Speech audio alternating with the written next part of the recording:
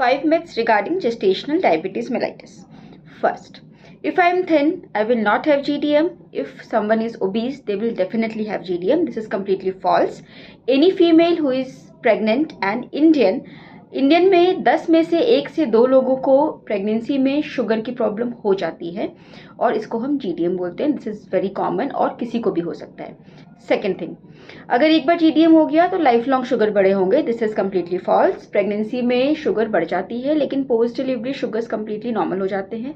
But still you need to be on follow up. 1.5 महीने के delivery के बाद आपकी शुगर टेस्ट होती है और फिर एनुअली आपकी ब्लड शुगर टेस्ट होनी ज़रूरी है, क्योंकि ये देखा गया है कि 50% केसेस में लेटर इन लाइफ 8 से 10 साल के बाद डायबिटीज़ टाइप 2 होने के चांसेस होते हैं.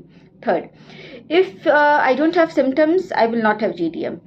गलत है ये. शुगर की प्रॉब्लम होना कम्प्लीटली एसिम्टोमेटिक होती है, इसलिए स्क्रीनिंग टेस्ट बहुत ज़रूरी है. जब भी आप प्रेगनेंसी में जाते हो, डॉक्टर आपकी ग्लूकोज चैलेंज टेस्ट करती हैं और वो देखती हैं कि आपकी बॉडी कितना शुगर मेटाबोलाइज कर पा रही है. फोर्थ, अगर एक बार GDM हो गया तो मुझे इंसुलिन की ज़रूरत हमेशा के लिए पड़ेगी. This is completely false. 75% cases में सिर्फ डाइट और एक्सरसाइज से आपकी GDM ठीक हो जाती है. किसी किसी को डायबिटीज़ की मेडिसिन देनी पड़ती है और बहुत कम लोगों को इंसुलिन की ज़रूरत पड़ती है. फिफ्थ, अगर आपको GDM हो गया है तो आपको C-सेक्शन हमेशा ही करवाना पड़ेगा. This is completely false. You may go for normal delivery trial if other factors are favorable for normal delivery and vaginal delivery.